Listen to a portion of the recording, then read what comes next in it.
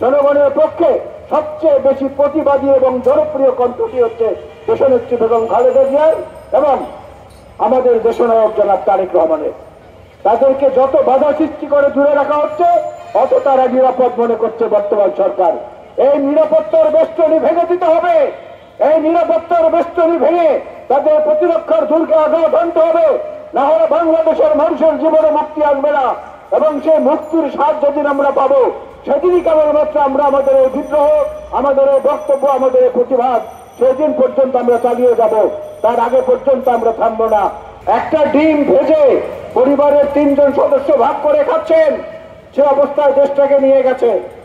আর যত দোষ সব হচ্ছে ধান। ভোট কেন্দ্রে ভোট কম কেন? ধান। এই ধান নিয়েই যত অভিমান, এই ধান নিয়েই যত অপমান, এই ধান নিয়েই যত যন্ত্রণা শেখ হাসিনা। তার বাবা করেছিলেন একদলীয় শাসন, তিনি সফলতার সাথে করেছেন এক ব্যক্তির শাসন।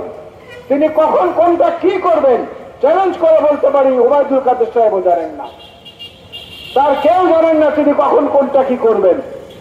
অদৃশ্য ইশারায় যে ইঙ্গিত আসে সেইটা তিনি তখন করেন।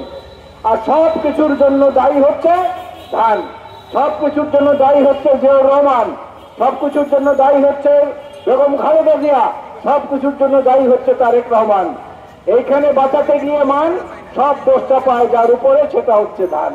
এই ধান নিয়েই বড় যন্ত্রণায় আছে বাংলাদেশের বর্তমান অবৈধ সরকার। আর আজকে সেই ধানের মূল্যের কারণেই বাংলাদেশের মানুষের জীবনে প্রতিনিয়ত একটা না একটা নতুন উপদ্রব নিয়ে সরকার হাজির হচ্ছে। হঠাৎ করে দেখবেন রেলের ভাড়া বাড়ানো হয়ে গেল, কারো কাছে কিছু জিজ্ঞেস করা লাগলো না। হঠাৎ করে দেখবেন তেলের দাম, পেট্রোলের দাম, অক্টেলের দাম বাড়ানো হলো। হঠাৎ করে দেখবেন গ্যাসের দাম বাড়ানো হলো।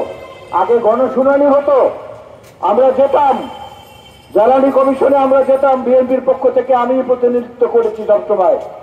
গণশুনানি হতো, আজকে সেই গণশুনানির ব্যবস্থাটাও বন্ধ করে দেওয়া হয়েছে।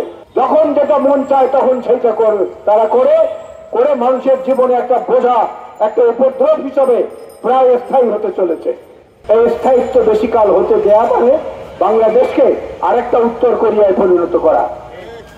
এই স্থায়িত্ব আরো বেশি দিন হতে দেওয়া মানে বাংলাদেশকে আরেকটি রাশিয়ায় পরিণত করা। এই নির্লজ্জ বেহায়া কমিশন নির্বাচন দেখার জন্য রাশিয়ায় যায়, যেখানে নির্বাচনের ন বলতে কিছু নাই। এবং এই নির্বাচন কমিশন যখন যেটা মন চায় তাই সেটা বলে। এক ব্যক্তি গণকের কাছে গিয়েছিল হাত দেখাতে, গণক তার হাত দেখে বললেন, আপনি তো অনেক ভাগ্যবান, আপনার জীবনে অনেক উত্থান পতন আছে। তো বেচারা খুব খুশি হয়ে আসলো। কদিন পরে আবার গণকের কাছে গেল, বলো যে ভাই আপনি বললে অনেক উত্থান পতন আছে, কই কিছু তো হলো না।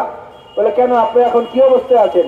বলে আমার একটা চাকরি হয়েছে, সেইটার চাকরিটার পদের নাম হলো লিফটম্যান, লিফট চালায়। বলে কেন, ওই যে লিফটে একবার উপরে ওঠেন একবার নিচে নামেন, ওইটাই তো উত্থান পতন। বাংলাদেশের মানুষকে এই উত্থান পতনের মধ্যে হাসিনা নামক গণক এবং তার বাহিনীরা রেখেছেন। এখান থেকে মুক্ত হতে না পারলে বাংলাদেশের মানুষের গণতন্ত্র, ভোটাধিকার এবং এই জীবনে খেয়ে পড়ে বেঁচে থাকার যে অধিকার, সে অধিকারটুকু কিন্তু নিঃশেষ হয়ে যাবে।